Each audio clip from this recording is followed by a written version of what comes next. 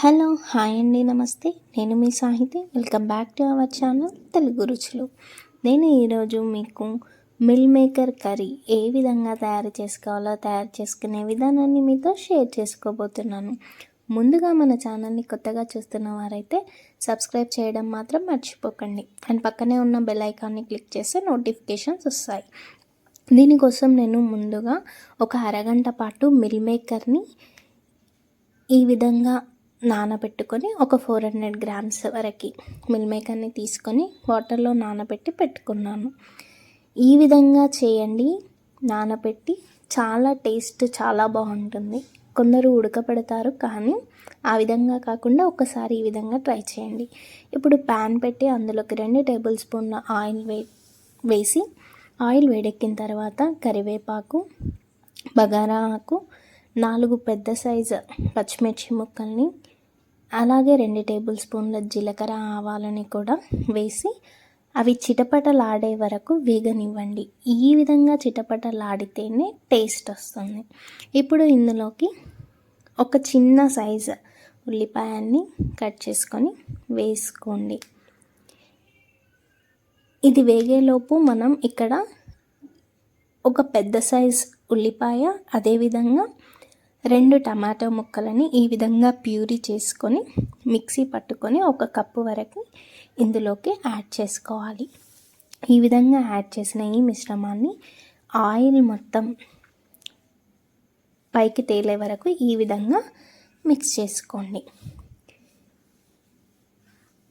ఈ విధంగా మిక్స్ చేసుకొని ఒక 5 నిమిషాలు మూత పెట్టి ఉంచండి. 5 నిమిషాల తర్వాత ఓపెన్ చేస్తే ఆయిల్ అనేది పైకి తేలుతూ కనిపిస్తుంది. ఇప్పుడు ఈ మిశ్రమాన్ని ఒక్కసారి కలుపుకొని ఇప్పుడు ఇందులోకి 2 టేబుల్ స్పూన్ల ఉప్పు, అదేవిధంగా 1 టేబుల్ స్పూన్ పసుపుని కూడా యాడ్ చేసుకోండి.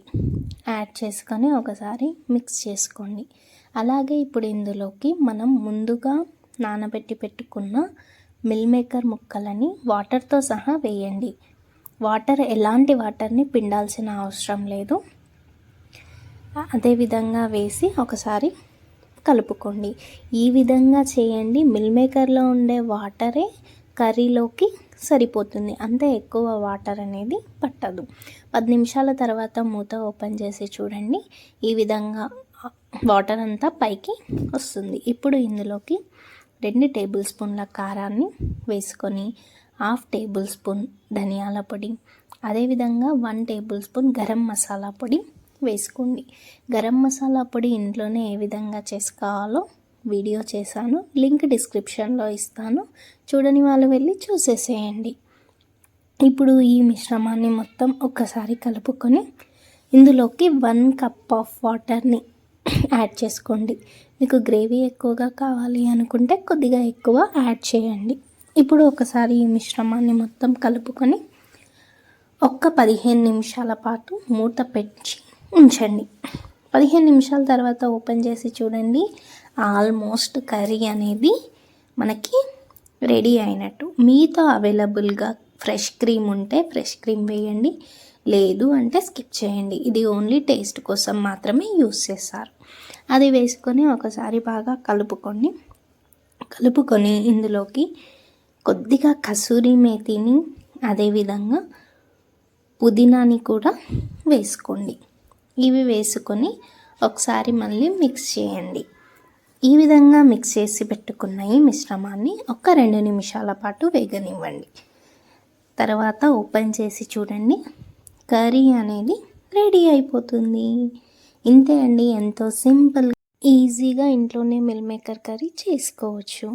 మీరు కూడా తయారు చేసుకొని మీకు ఎలా కుదిరిందో మీ యొక్క అభిప్రాయాన్ని కమెంట్ రూపంలో తెలియజేయండి. Thank you for watching. Please like, share and subscribe our channel. Bye bye friends.